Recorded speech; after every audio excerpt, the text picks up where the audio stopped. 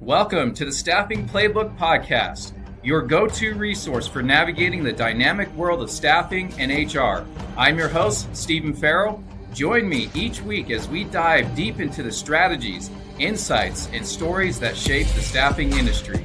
From the latest trends to expert interviews and practical tips, we'll equip you with the right tools and knowledge to succeed in the staffing industry.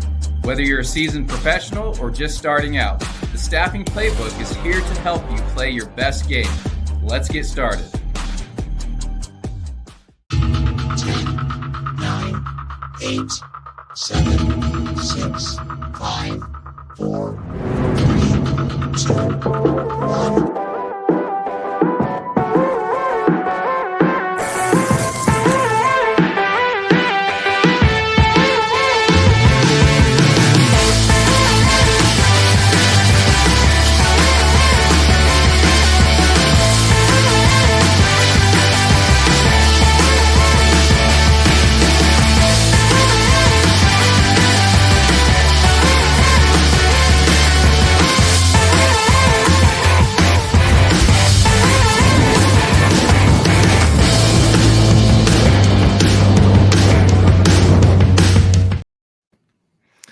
Welcome to the special edition to the Staffing Playbook Podcast. This is going to be an awesome episode today. I am joined by Dan Morey, this great staffing sales summit coming up in Orlando in February, which we're talking about what's top of mind for you in this industry today, for all of us. The challenges that we're having in this industry. We want to peel back some of those challenges, talk about the techniques, and then we're going to move into the Staffing Sales Summit and the speakers that'll be there. I want to welcome Dan back to the podcast, round two. Welcome, Dan. How are you today? Good, Stephen, man. Great to be back. I appreciate you having me back on, man. Glad to be here.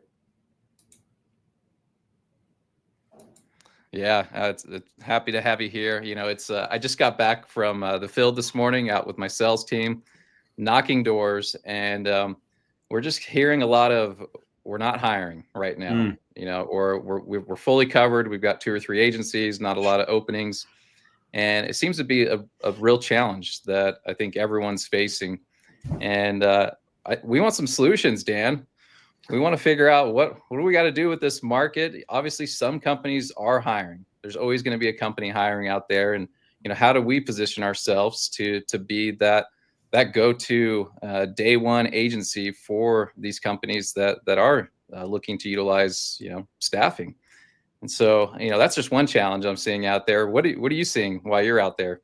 Yeah, no, we're seeing the same thing, and I obviously talk to hundreds of staffing leaders on a regular basis, and that's the feedback that we're getting is that sales is still a real challenge, and there's still, despite all of the economic data that indicates that there's a massive labor shortage and talent gap and unfilled jobs and all of this stuff, and new jobs still being created every month, it seems like there's a great reluctance with employers to acknowledge their hiring or break free of some of the kind of agencies they're currently working with. And so we're seeing the same thing out there, Stephen, really. Yeah, it's really dynamic. You know, I was reading that the stat from the ASA about a month ago that the staffing industry has had the most consecutive months, I think 26 months of a decline.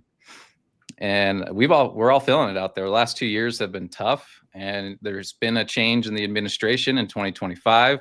There's a lot of unknowns. There's a lot of also knowns, and I think everyone's in a hold pattern. I believe last time we spoke on the show, you mentioned that you believe that the first half of the year is going to be more of the same as the last half, and then it's likely to start picking up. Do you still believe that to be true? I do. And I know that SIA just sent out their note that had, I can't remember the group that was stating it, but they felt like the entire year was going to be more of the same. But I'm still optimistic that we're going to see an uptick in business over the second half of the year. But even if it doesn't materialize, there is an approach that I want people to open their minds to show that we don't need to see the entire industry shift up for staffing agencies to grow. Like there's literally two things that you can do to create growth within your own organization that doesn't have to be tied to the industry trend. Okay. Well, let's hear those two things, Dan. So yeah, so we'll jump right into it. There we go. So first and foremost, I think a frame of reference needs to be painted here that when you think about staffing as a percentage of the overall workforce, right? It's a pretty low single-digit percentage. It's hovered between 2 and 4% for a long time, which it means that if there's 100 people out there working, that really only 2 to 4 of them might be on the payroll of a staffing company under a staffing program, right? So if you think about that right there, there's a lot of upward growth. There is a lot of workforce and openings that we can actually grow into without the industry specifically growing. Obviously, if we push that, then the industry would grow, but we don't necessarily need major economic lift to just rise along with it. And what I mean by that is like when those great periods of growth have happened before, the percentage of the workforce hasn't really changed. So really, it's just our industry was sort of getting carried along with economic lift. And we don't have to rely on that. Like we can work to deeper penetrate that market or that piece of the workforce. So that's really one thing that can happen.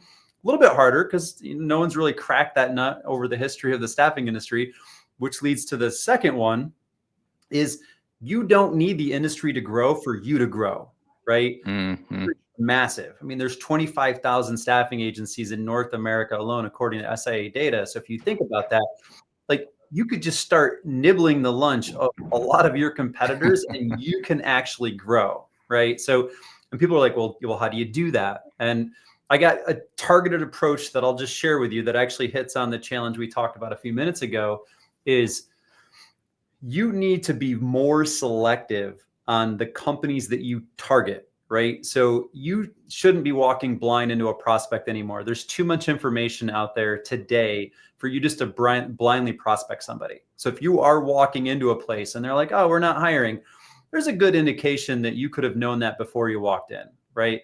And I understand that canvassing is a good piece of marketing and getting your name out there and just taking temperature. Like that's different. But when it comes to prospecting, if you're walking into a place with the intention of getting a meeting, you should have a pretty good indication of if they're hiring or not, what roles they're kind of struggling to fill, or what they typically hire for. And if they use a staffing agency, and if so, who is it? Like that information is all out there. It just takes a little bit of elbow grease and market research to get that information. So last thing I'll share on it is if I'm a salesperson and I'm prospecting the market and I'm building my targeted list, that's what I'm doing. Every single person that goes on my list, I'm going to identify how many roles have they advertised on LinkedIn, Indeed, all the job boards out there over a past period of time, maybe 30, 60, 90 days. What are these typical roles? Just to get my head around, are they hiring a lot? Are they hiring a little? Is it a revolving door? Like what's their hiring activity based on what I can learn online? And then I'm also going to do some market research to kind of cross-reference these employers against my competitors or staffing agencies. And my favorite technique, super old school, most people know this, but just use your resume database and search your competitors. And you're going to find their clients listed on resumes of where your competitors' people worked. And just cross-reference list that way, you get super granular. And if you focus your efforts there, you will get business. And what will happen is you will start to take the market share from your competition. Your agency will grow regardless of what the overall industry does. I think sales reps listening in right now and sales leaders need to go back and rewind the last minute and a half because I don't think you just realized what Dan shared with you, which is absolute gold.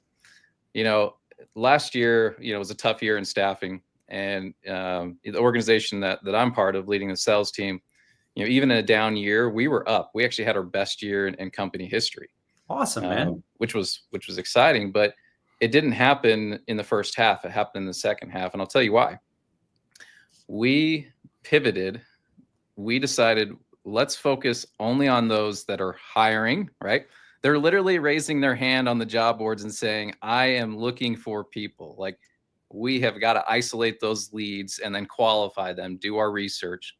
Then we look at those companies that are using staffing that are being underserviced, right?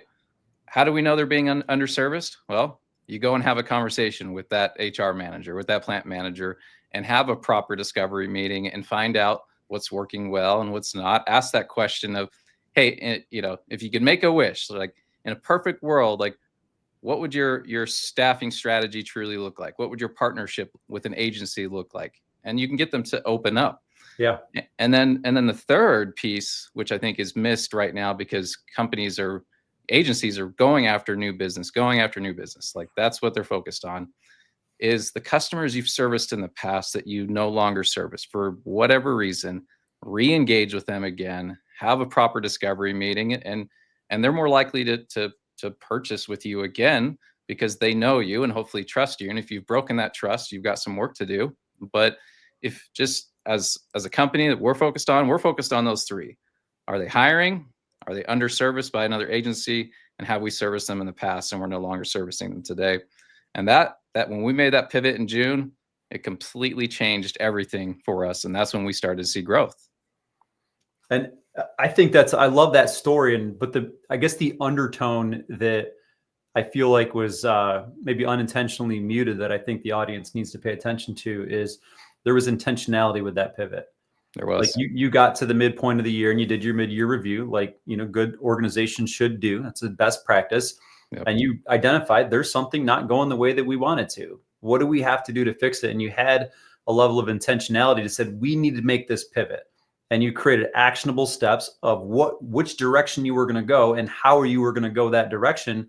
And I'm sure you were tracking it and making sure that at your, third quarter review, you were on track, and at your year-end review, it proved out to be, supportive of your biggest year. So the intentionality is what I applaud you for, because I feel like that's lacking a lot of times in organizations. Yeah, thank you. It was intentional, and it's not like we ignored those segments, but we were just going after anyone that raises their hand and says, I could use staffing at some point, or I've used it in the past. And so, which is 18,000 employers in the state of Utah. Well, I had a sales team of just 3 people at the time. We can't reach all 18,000 and have quality conversations. And so we had to pivot, and it worked. You mentioned something a minute ago about the research phase, doing your homework. The information is out there. And I think that's also missing in our industry, is taking the time to do your homework, understand their product, understand their pain points, not just in staffing, but the pain points they're having in the industry that they serve, right? Being able to understand those, speak their lingo. How often are they posting jobs? You see it, seasonality, certain positions they continue to repost. You do your homework, you read the reviews, and you're just so much more equipped going to that meeting where you stand out as an expert in employment strategy. And versus I got asked today, what makes you guys different, right? I asked this question to every agency, is what the prospect said, and I just freaking loved that question because I did my homework, and I put the question back on him, and I said, well, what do you look for in an agency? What do you want to see that's different in an agency than what you're currently experiencing with your providers? And that really took him off guard, and he appreciated that question. He opened up and shared the things he's actually looking for, and then I was able to tie in, well, that's exactly what we specialize in. I love that. And that is the age-old objection that is so hard for most salespeople to overcome, because they try to answer it. And I think that's a really important thing, and not to go too much in the stereotype of salespeople always answering a question with a question, but not every question is really a question and is, deserving or seeking of an answer. Sometimes it is perfectly okay to respond with a question that's going to give you more information and the information you need to actually answer the question, which in and of itself is differentiating you and your sales process. Exactly. That most people, they're going to answer that question. Oh, let me tell you why we're different. We're locally owned and we're small and nimble and can respond to your needs. Or we're a huge corporation with a big footprint, and we've got all the resources those locally owned people can't provide to you. Or we've got great recruiters and we've got amazing service and technology and all these other platitudes out there. And they just answer with that thing, and they don't even really know what their true UVP is to truly answer, But because most of the market is answering that objection that way, they all sound the same, which is They all why sound that the guy same. asked all those agencies that, because it's probably fun for him. Yeah. Oh, yeah. I'm sure he was waiting for the elevator pitch, right? And I wasn't going to give it to him because I truly wanted to know what is it that he's looking for that would be different than what he's currently receiving. And I will tell you, Stephen, on that note right there, it is better to act different than say you're different. And you acted it. You Yes. walked the walk there. And that's what Bingo. prospects will see that. Yeah. All right. So I know we're going to have a lot of fun talking about strategies here, and we're going to talk about the upcoming Sales Summit. Again, if you're not registered, go check it out, staffingmastery.com. A big piece of this, I believe, when it comes to being successful in 2025, is going to be your marketing. Yeah. And I just held a podcast last week with my entire marketing team, all three of them, and I was just grilling them and just having fun. And then I had a podcast with the Shark after that, and he just hammered on marketing because it's all about social selling, according to the Shark, which learned a lot from that episode. And so, in your experience with people you talk to and work with, where does marketing play into the success of growing in 2025? Yeah. So this is the year. So I've believed that marketing played a critical role in sales, but I believe that the structural shift in our industry post-pandemic has created the tipping point where this is the year that marketing is as important, dare I say, maybe even more important than the traditional sales process. And Stephen, man, I'm an old school sales guy, so for me to say that, it means something. And I truly believe that the entire world, but certainly, here in the United States, our individual buying habits have been conditioned and institutionalized more towards the marketing lean. We're more likely to interact with something that's marketing and make a purchase than we are to interact with sales and make a purchase. And just to draw this in perspective, you can walk into a store or a car dealership kind of knowing what you want with the money to buy it. And if somebody comes up to you, if a salesperson approaches you and says, "Can I help you out today?" we have this natural defense mechanism that says, "No, I'm just looking," right? That's kind of a natural response. However, we can go on Amazon and you can just search, find what you want. And Amazon is a marketing-based platform, and they will basically show you what you're looking for. They will kind of give you the whole marketing copy on page. They give you that information and they let you click to buy. And now is it Kia or Hyundai? One of them is actually selling their cars on Amazon now. So we're conditioned to let marketing lead the purchase process. Staffing is still B2B sales. It's still a little bit sophisticated with service delivery. So there does need to be a selling component for contractual pieces, but I believe marketing is leading the way. And your comment about social selling, it's probably going to be the number one thing that people can do to really have lift of their sales this year. Wow. Yeah. I know listening to Haley Marketing podcasts, it talks about the omni-channel touch points. It takes up to 20 now, and we've learned in our organization it takes 27 touch points in our omni-channel approach, because I was reading a clearly rated 2025 report. What are customers of staffing saying? What are their pain points? What do they want? And one of the things that I really stood out is that it's called the day one buyer. Yeah. So when they make the decision that, hey, I need another provider or I need to replace the one that I have, they have already determined 1 to 2 agencies that they're going to reach out to, and 93% chance that they will pick one of those 2, which means if you're that 3rd or 4th or 5th, you're not even on their radar. And so you have to ask yourself, how do I get on to the radar? How do I be that day one provider when someone's looking? And marketing is going to be a big piece in that. It is.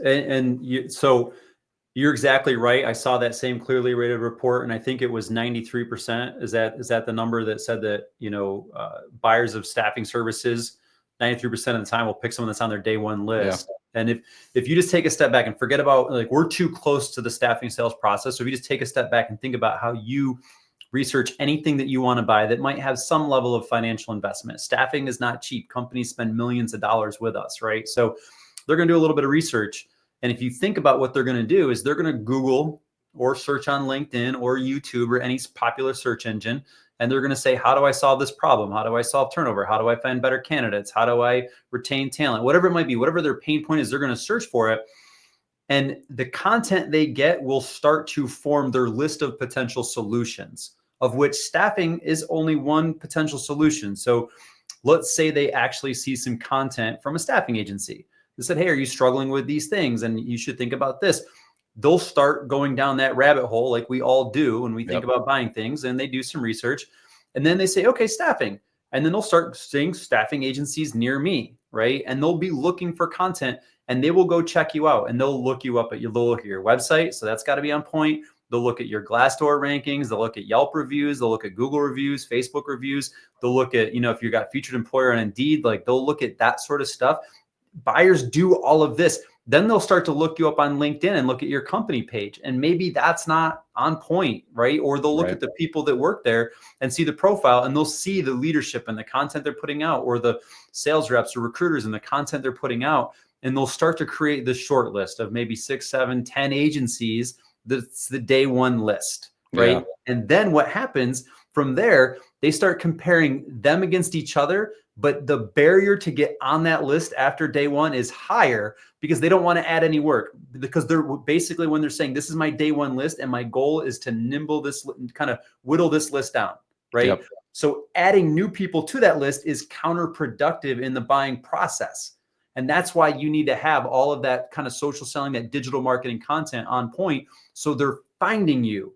And then the last piece on this is how it supplements the sales channel, that omni-channel approach. Is this way, when you reach out, and if you're doing something super sophisticated like CRO, and you can actually see when people are landing on your website or your content, even better. But if not, when you reach out, if you're on that day one list, or you're at least in their orbit, they're going to be quicker to take your meeting, respond to that email, take that LinkedIn request, whatever it might be, because you have this air of familiarity. And that right there is the biggest roadblock preventing traditional sales from really moving forward, is that reluctance, because there's not really much familiarity and there's a lot of white noise out in the market.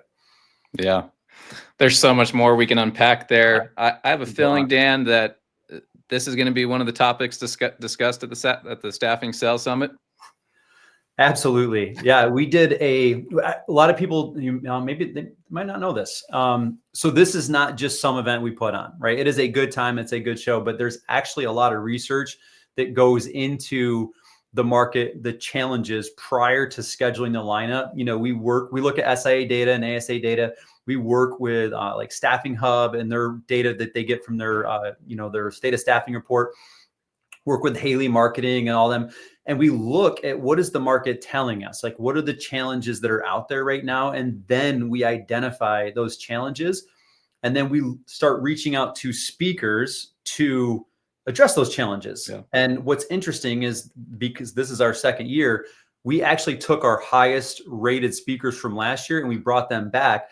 But then we filled in the rest of the spots with new people that were specifically handpicked to address these challenges, right? So it's a custom curated list of people that are leading workshops to teach actionable insights. So you're actually going to learn something that you can do differently or better to grow your sales. This is not concept. It's not theory. And the last thing I'll say before we jump into it, those challenges that we identified, one still sells. It's a hard challenge. Yep. It's hard to get customers to buy. But once we peeled back the onion a bit, we realized that marketing piece is a huge barrier. It's a huge challenge. It's a huge gap where the staffing industry has not been as progressive as maybe some other industries in adopting marketing techniques that work.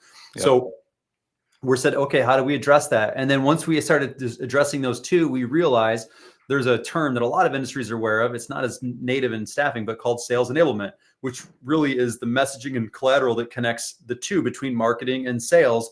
So you have these two groups operating like a seamless team, bringing in business through the entire buyer's journey. So that's that's the theme of this year, is really marketing, sales enablement, strategic alignment to grow sales in 25 and beyond.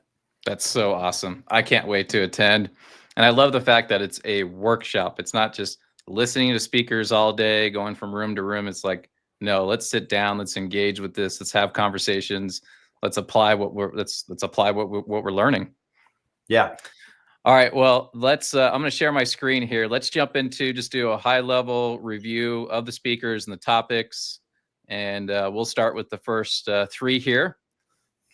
If you want to lead us, Dan. Yeah, absolutely. And I'd be remiss if I didn't mention the sponsors that are making this possible, because I do put in a lot of effort with this. I got great partners and speakers that just do a great job that you're going to hear about. But really the unsung heroes of bringing this to market is Aviante and Staffing Referrals and Haley Marketing, that have been day one founding partner sponsors. They helped me bring this to life.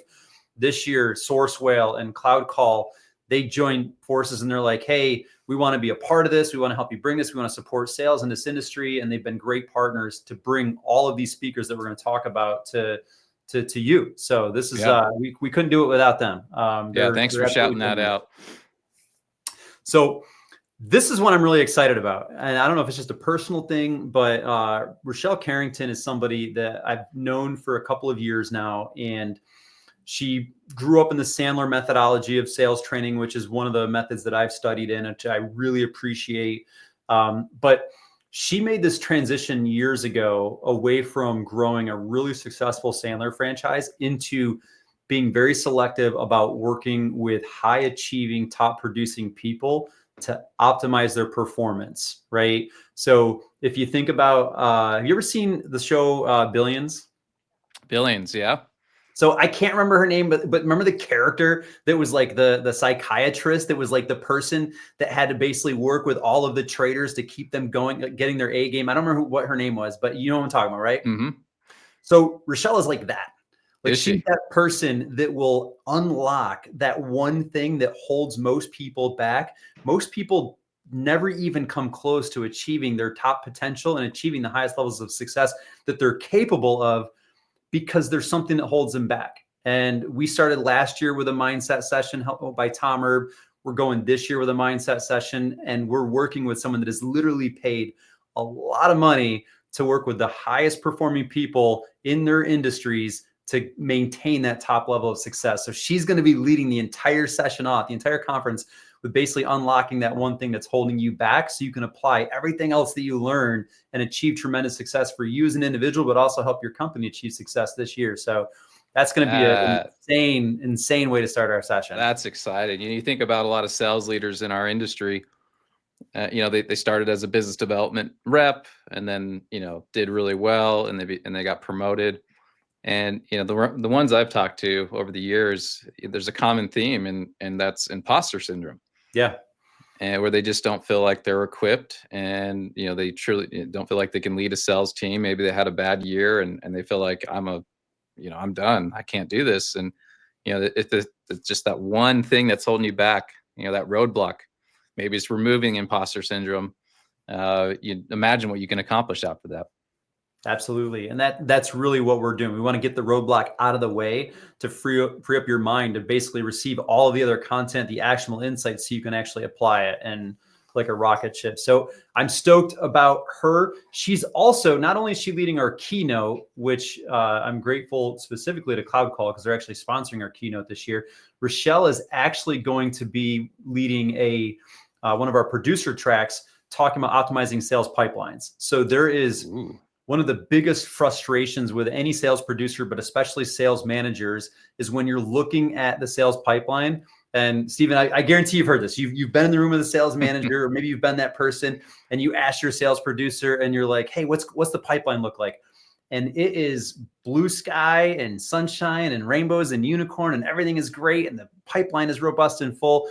But in reality, it's clogged up, and not enough is moving, not enough is dropping out, because you're like, "Man, this." Like, you're saying one thing, but like the margin numbers are saying something completely different. Like, what's going on here? And there's this pipeline management issue that most sales producers have, that Rochelle is going to be actually unlocking and saying, hey, this is how you can better manage your pipeline to optimize what comes out of it and unclog it. because a clogged pipeline leads to confusion, and it actually slows salespeople down, and it prevents them from focusing on the things that close more deals. So she's actually going to be leading 2 sessions as well. So rock star trainer that we're lucky to have this year. That is awesome. I am certainly guilty of that, so I can't wait. So the guy that needs no introduction, Tom Erb. A sales conference would not be complete without Tom Erb presenting, and he is actually leading a session that goes back to his roots and his core expertise, which is just sales tactics that work, right? Like if you know that there's these blocking and tackling things that never go out of style, yet we always tend to forget about, Tom is going to break it down. He's going to basically strip all the nonsense away, and he's going to talk about what's actually working today. What are the things that you need to be doing more of, maybe be doing it better to close more business, and how do these skills and tactics relate to the marketplace today? And I think that's an important piece, because sometimes you might be doing the right thing the wrong way or at the wrong time. And Tom's going to clear all of that up for us and really give you that playbook that you need, that new technique that's going to help give you that edge. So always a great draw. Obviously, there's a reason he's one of the highest sought after speakers in the industry, and no conference would be complete without him. So glad to have him I back. can't wait. I have a feeling he's going to strip us down of all these bad habits and just help us get focused on the basics. Yeah, for sure. For sure. Kim Henderson, this is one of my favorite people to collaborate with. She has a training style that, I'm going to use a term, I don't know if she'll like this or not. Kim, if you're watching this and you don't like this, I apologize. But to me, it's militaristic, right? She teaches in a way that has a military level precision and clarity. Okay. Obviously, I was in the Army, and when the stakes are high, you need clear instruction. Right? Clear instruction, clear results. And Kim teaches in that manner. Last year, her sessions, the biggest comment that they got about the way that she taught is everyone loved the fact that it was like a blueprint. It was like a recipe.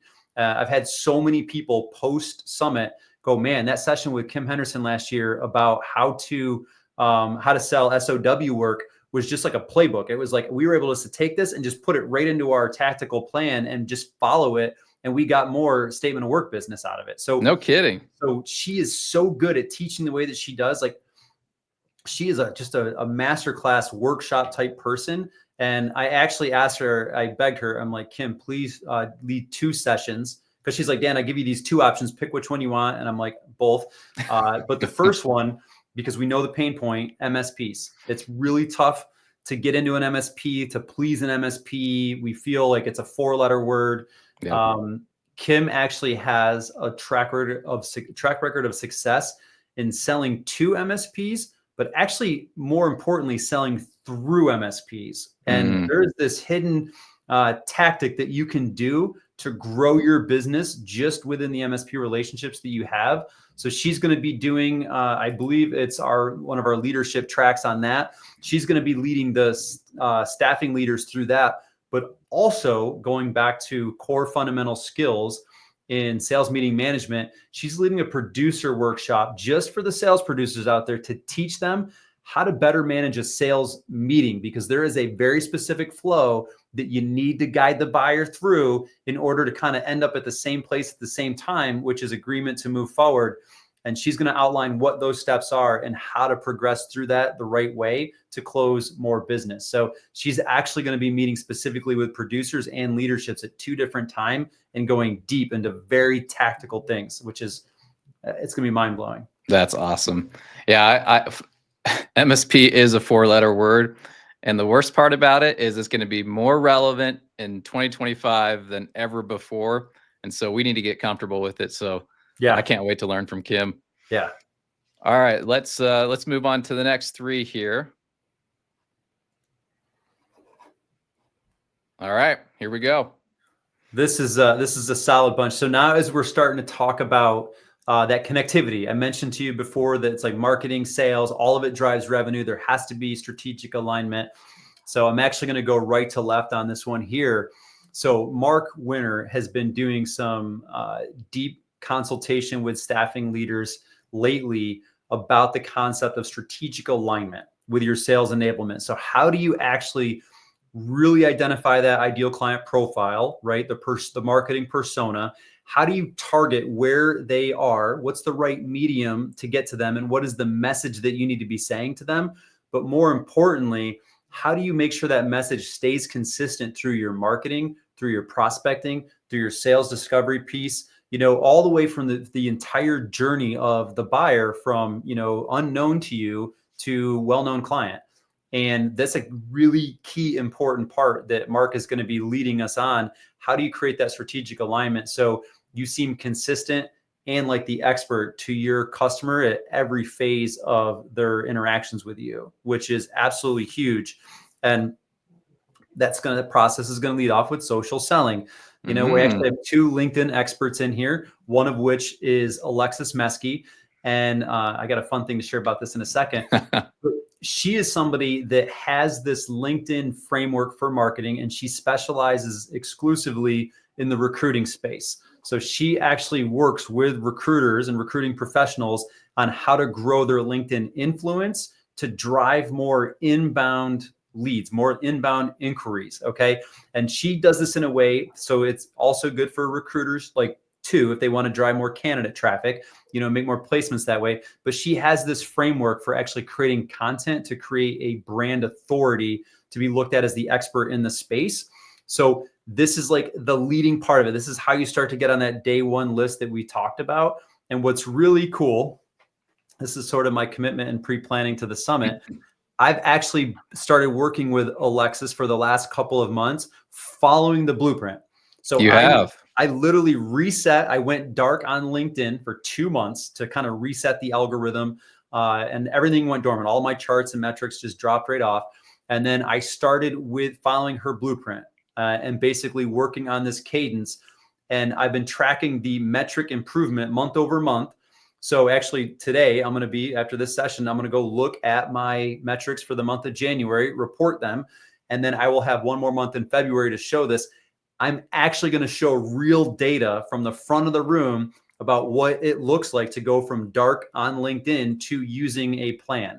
Wow. And so it's real life case study. So anyone that's going to be there is going to see the real results. Granted, it's one data point, it's me, but the real results of this system being used. So you're going to actually see it tangible, and then she's going to teach you how you can do it for yourself. That's incredible. I had no clue that you were doing this. This is exciting. I can't wait to see the results. I'm telling you what, man, like we're committed to this. Like we want to show people, we want this event to be transformational. We want people to go there and see what's actually working in the industry. We're not here talking about theory. Like we don't have any time for that. Right. So, on the side of that, kind of how do you actually differentiate yourself through this entire process from marketing to sales, kind of like we talked about in your objection busting move there. David Stearns from Haley Marketing, again, another founding partner of this, he's going to be talking about how do you differentiate your agency through the entire process? How do you differentiate the selling process? Because if you look different in that process and you act different, you're going to seem different to your potential buyers, and you're going to start to separate yourself from the others that are on that day one list. And you'll actually create what you want, which is the apples to oranges comparison. Everybody always says, hey, if apples to apples, where are we at? When it comes to selling staffing services, you don't want apples to apples, because if it's apples to apples, you compete on price. That's right. David is going to be talking about how do you differentiate yourself through the entire life cycle? What are the little levers that you need to be pulling to create that apples to oranges comparison so you don't compete on price and people pick you based on the value that you're demonstrating? So this right here is going to be an amazing kind of marketing to sales enablement masterclass right there. Wouldn't it be fun if you're speaking to a prospect and you follow the system and they see so much value, how different you are and what you can do for them, that you can actually increase the markup from their current provider? Wouldn't that be amazing? And it would be, but it's not impossible. The main reason, the number one, the leading reason that you're forced to compete on price is your own fault. It's because you've done literally nothing to differentiate yourself for the market, or you've done not enough to show the value, to communicate your unique value proposition as an agency. What is unique to you that is valuable to your customer that they're willing to pay you more for?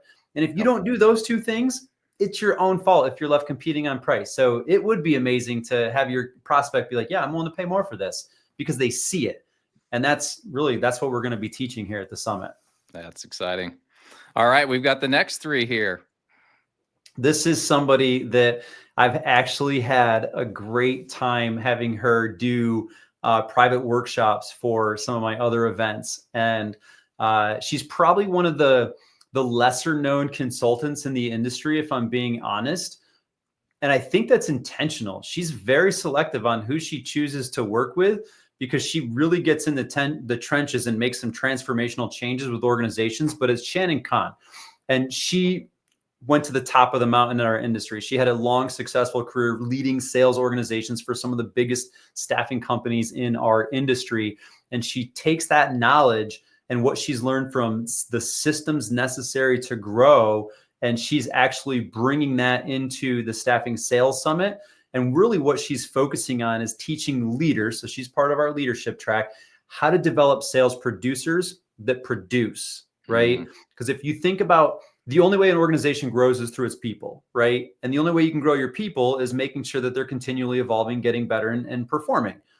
But if you don't have leaders that can do that, then your organization is going to fall flat. You're going to basically go dormant, you know? That's so right. What Shannon's going to be breaking down is, how do you actually develop sales producers consistently to produce in a way that's a little bit more predictable than maybe the industry is used to. So, and she's, like I said, I've actually worked with her on other workshops for staffing leaders. The feedback is insane. Like, they all gravitate to her style and her actual real world examples of how to do the thing that they need to do. So can't miss session there. Bring it on, Shannon. I cannot wait. Robert Reed. Honestly, he was one of our highest rated speakers from last year. His session was so high energy.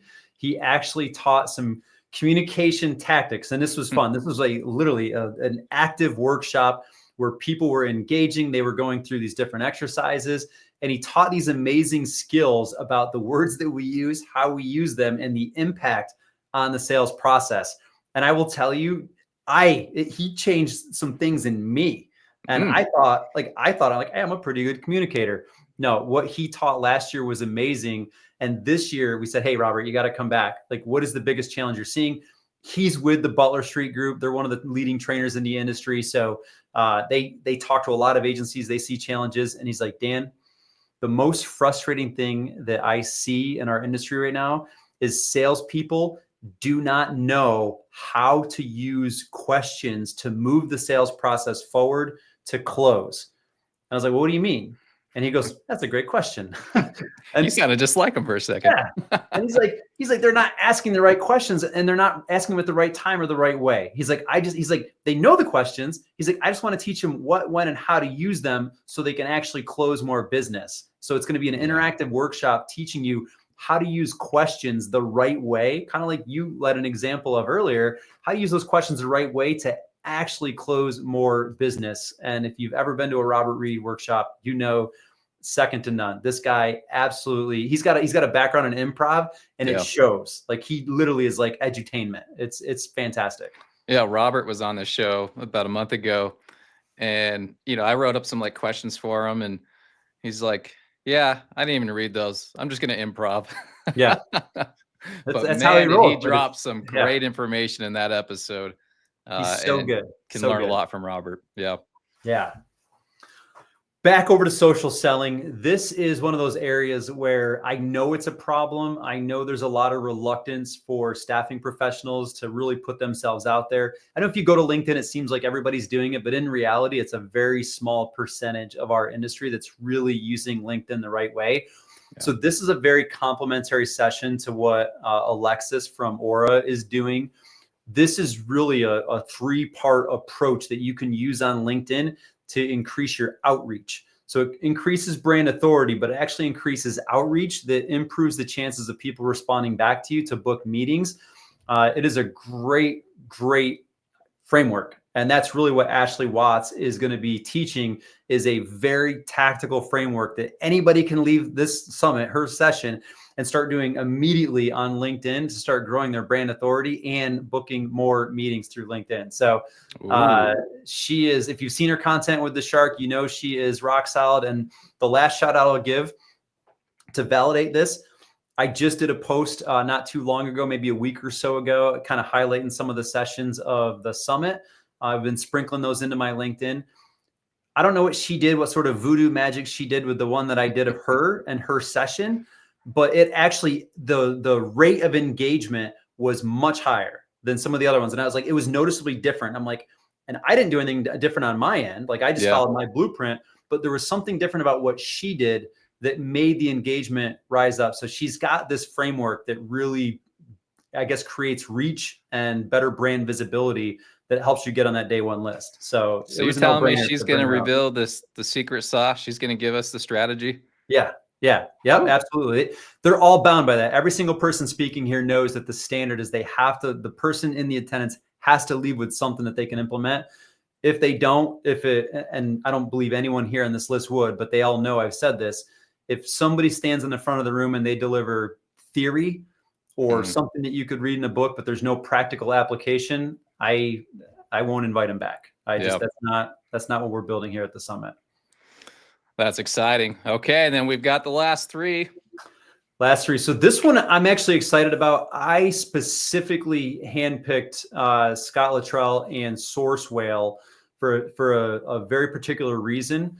I feel like in our industry, we understand you need to have that omni-touch approach. We need to be having multi-touch campaigns. Tom Erb has talked about it for years. He wrote about it in his book. He basically dissected it in Winning the Staffing Sales Game, how to do a multi-touch campaign. And we know that, like, that's fundamental. I teach that same concept with 30-day campaigns or 13-week campaigns. What Source Whale does is they create software structure to it that is among the best that I've seen. How you actually can go in and build out all these campaigns really, really easily in software. So your salespeople can actually automate the parts that need to be automated. They can put kind of their stop freezes when it needs to happen. It will trigger manual events that need to happen. It keeps everything super organized. Wow.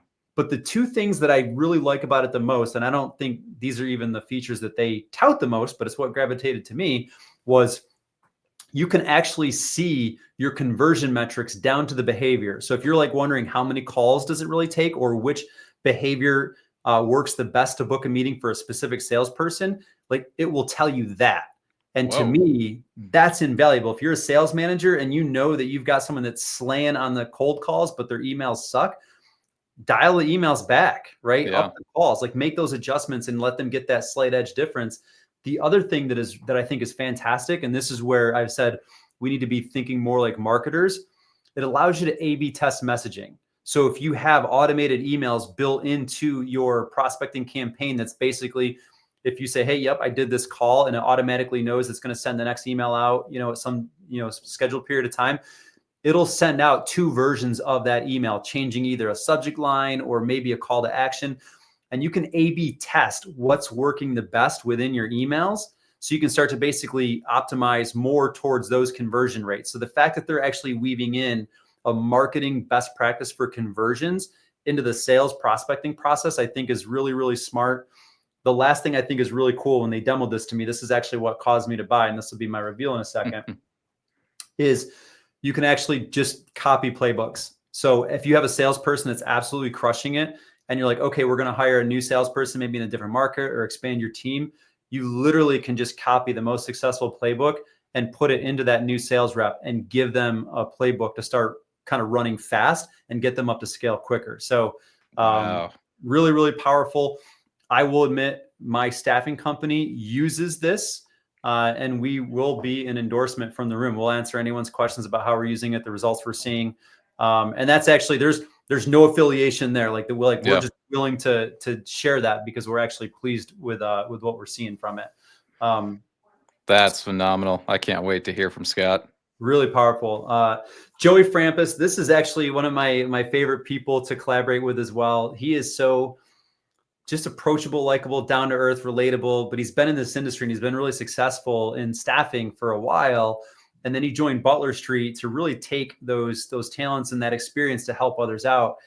And he's got this way of just breaking down the most complex concepts to where anybody can understand them and actually put them into practice. And the topic that I've asked him to lead, because I feel like this is a major pain point in our industry, is creating a culture of accountability and performance while also adding technology. Ooh. And I don't know if have you seen this, Stephen, where companies will go out and they'll buy the new shiny object and they'll be so excited. They'll think it's the silver bullet that's going to solve all their problems. And then they implement it and then it doesn't get used the right way. And then people are complaining that the thing that was supposed to solve all the problems is creating more problems. And it's just like wasted time, money, resources, frustration. Like that Every day. Every day. So Joey has seen it too. And he's actually led organizations through that sort of transformation of like, how do you adopt technology? Where do you implement technology to be complementary to your process without minimizing the human component of it? And then how do you get that buy-in and get people really using it so technology will increase the capacity of your people to increase their level of greatness that they can contribute? And that right there will increase their performance. And then when people are performing at a higher level, they tend to prefer accountability more. People shy away from accountability when things aren't looking good, because Right. no one wants to be embarrassed. So he's got a really good workshop for the leadership track to kind of cover that piece. So if you're a leader that struggled with like that implementation, or maybe you want a better culture of accountability and performance, like that right there is probably worth the admission price alone. I just cannot believe all of these heavy hitters. They're hitting on every challenge that we're facing today as an industry.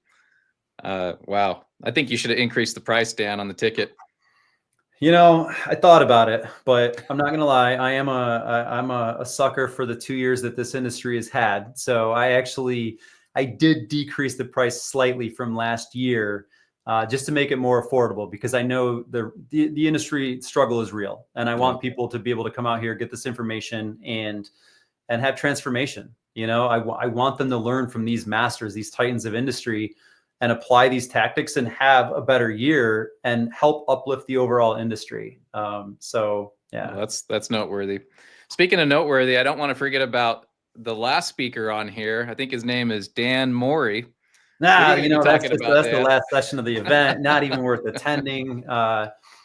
No, I love the opportunity to share. One of my favorite things is just to talk to people and have a real conversation. And really my goal from this session, which is the final session of the event. So I know not everybody's going to stick around to see me, and I understand. I'm okay with that. But for those diehard people that really want to stick around and get the most out of the event, I'm just going to be having a real conversation about data analysis, metrics, and really the core metrics that I focus on, and specifically how I use them to forecast, to make course corrections, to grow business, and how to really troubleshoot all of the multitude of problems that we encounter on a weekly basis. So anyone that's super interested in data and really dashboards, and they want to see how I actually use it and evaluate that stuff to make business decisions, that's really where I'm going to be leading from. Well, I'll be there. I was looking at flights, and there was a flight on the last day that would have cut half of my day short, and I said, no, I'm not missing it. I'm just staying an extra night, flying out in the morning. That's awesome. That's awesome. I will say, last year I was actually shocked. I've been to a lot of conferences, and it turns into a graveyard in those, like the last half. Yep. I was shocked. There was probably, I'm willing to bet 80+% of the people that were there last year stayed all the way to the very end. And that's awesome.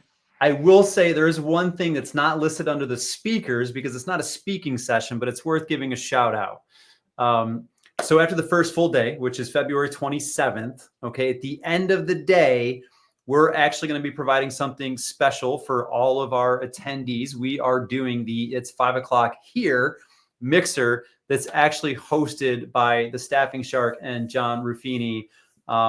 They are been great supporters and partners, and they said, hey, we would like to host anybody that would like to come out and have a drink, some kind of light hors d'oeuvres and that kind of stuff, just to kind of unwind and kind of break down all the stuff that we've learned from the first day. We would like to kind of host that. So literally right out on the terrace, just outside from where we're going to be, the Staffing Shark and John Ruffini are going to be leading us and kind of hosting the 5 o'clock here mixer. And it's Last time it was insane. It was a blast last year. So Are you sure you want the Shark to be hosting this? Because that mixer could get out of control real fast. oh man, it is going to be a good time. It really is. It Oh, was that's high awesome. energy last year, and it was a great way to cap that day. So we want to officially memorialize this 5 o'clock here mixer this Wow, year. that's awesome.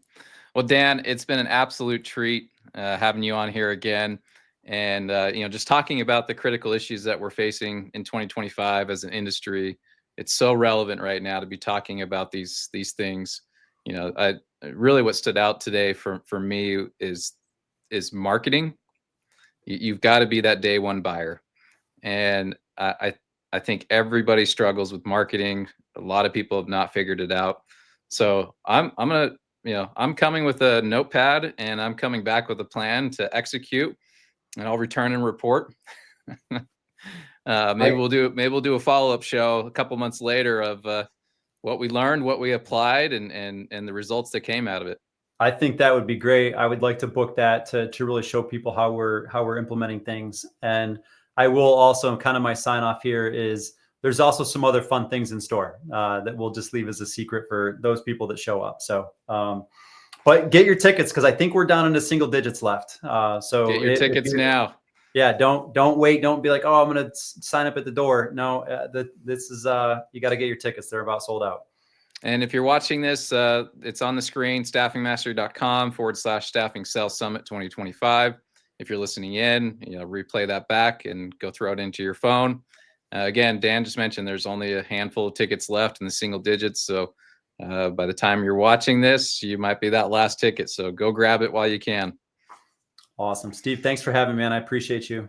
All right. Thanks, Dan. Thanks, everyone, for tuning in, and catch us next week where we're going to dive into I-9s versus I-9 versus contractors, 1099. And we're going to dive into some of the complexities there and just, questions you should be asking your agencies to verify that they are compliant to protect you as an employer. So that'll be next week. So tune in. Thanks, Dan. Have a great weekend. Thanks, you too, Stephen.